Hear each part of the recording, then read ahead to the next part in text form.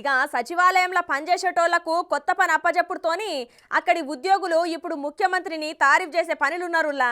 మా కోసం గింత మంచి పని కల్పించినవు, మాకు తెలవకుండా మాకు గిన్ని రకాల పనులు వస్తాయని గుర్తించిన జగన్ రెడ్డి సార్ను ఒకటే మెచ్చుకుంటారట. చూడుర్రి.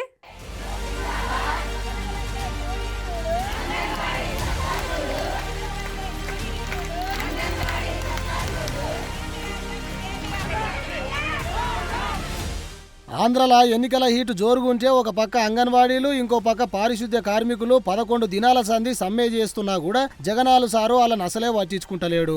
అరే మా కోసానికి అది చేస్తా ఇది చేస్తా అన్నావు, అక్క చెల్లెమ్మలకు అండగా ఉంటా అన్నావు, గిదేనా సారు అని ప్రభుత్వాన్ని కడిగి వారేస్తున్నారు పారిశుద్ధ్య కార్మికులు. ఎన్నికలకు ఇంకా 3 నెలలు కూడా లేవు, జగనాలు సార్కు దెబ్బ మీద దెబ్బ తాకుతూనే ఉన్నది. ఇక ఏడేడ చేస్తున్నారు నిరసనలు చూద్దాం పారి.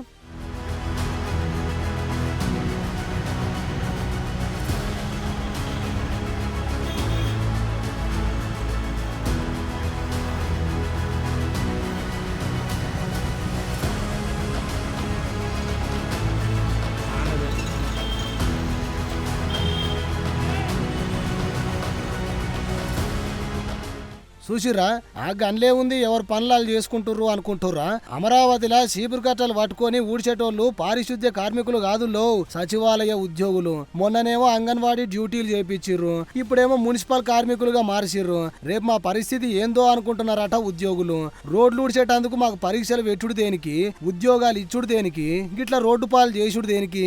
ఇటువంటి అద్భుతమైన ఉద్యోగాలు ఇచ్చిన ముఖ్యమంత్రి జగనాలు సార్కు హ్యాట్స్ ఆఫ్ అంటున్నారు సచివాలయ ఉద్యోగులు. ఇక గిట్లుంటే ఏలూరు పరిస్థితి ఎట్లుందో చూడుర్రి.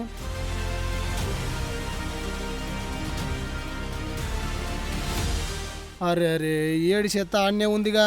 ఓ అమ్మలక్కలు ఏంది పరిస్థితి? ఇవాళ 11వ రోజండి మేము సమ్మె చేస్తున్నాము. ఇన్ని రోజుల నుంచి సమ్మె చేస్తున్నాం అంటే ఒక్కరు కూడా రాలేదు.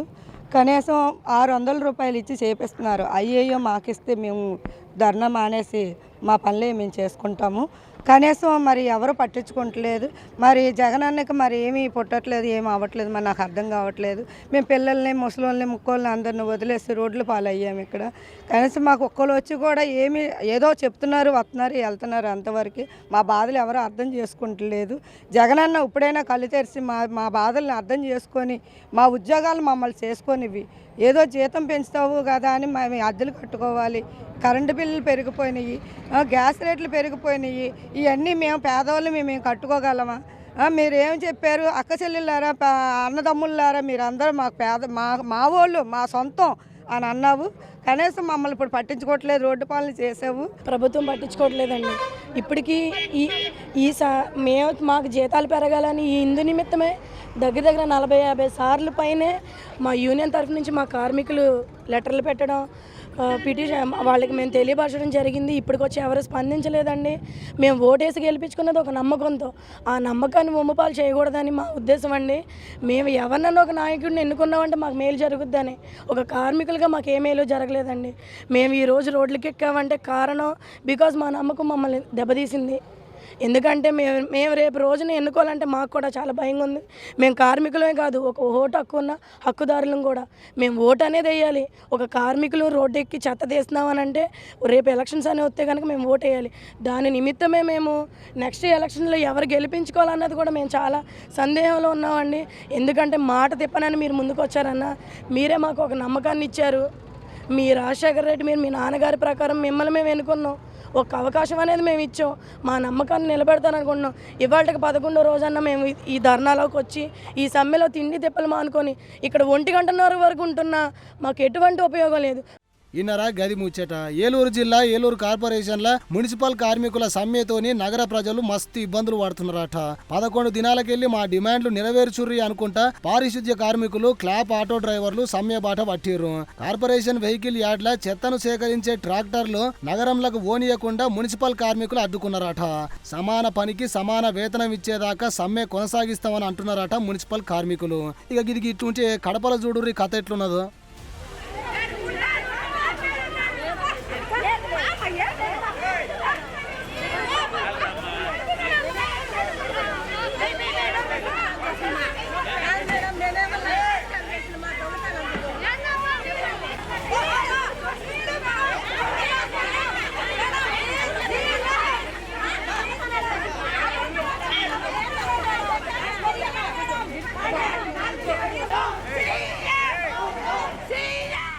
అరే రే లొల్లి పెద్దగానే అవుతున్నదిగా పోలీసు వాళ్ళకు జనాలకు. ఏమైంది ఓ అమ్మా?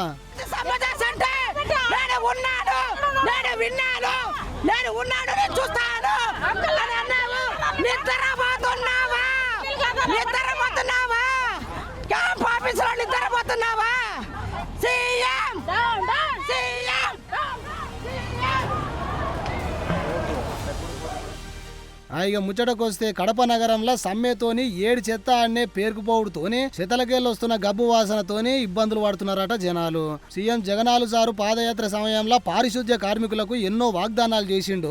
ఇక అధికారంలోకి వచ్చినాక వాగ్దానాలు ఏ ఒక్కటి కూడా నెరవేర్చలేదు అనుకుంటా గత 11 రోజులకెళ్ళి సమ్మె బాట పట్టిర్రు పారిశుద్ధ్య కార్మికులు. ఇక ఆడున్న బండ్లను అడ్డుకోవడంతోనే ఆడికి పోలీసులు వచ్చి అక్కలను అరెస్ట్ చేసి తీసుకుపోయిర్రు. ఇక ఈడ పరిస్థితి ఇట్లుంటే కర్నూలుకు పోదాం పారి.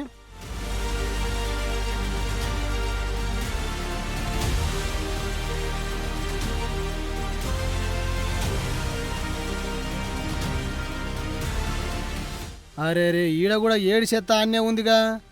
ఏంది ఓ అన్నలు? ఈ పండ్ల వలన ఏమవుతుందంటే జనాలకి స్మెల్ వచ్చి ఈ స్మెల్ వలన రోగాల పాలవుతున్నారు. పైనుంచి జీవాలు వచ్చి తినడం వలన దానికి అనారోగ్యాలు వచ్చి ఆ అనారోగ్యం వలన ఆ జీవాలకు కూడా అనారోగ్యం వస్తుంది.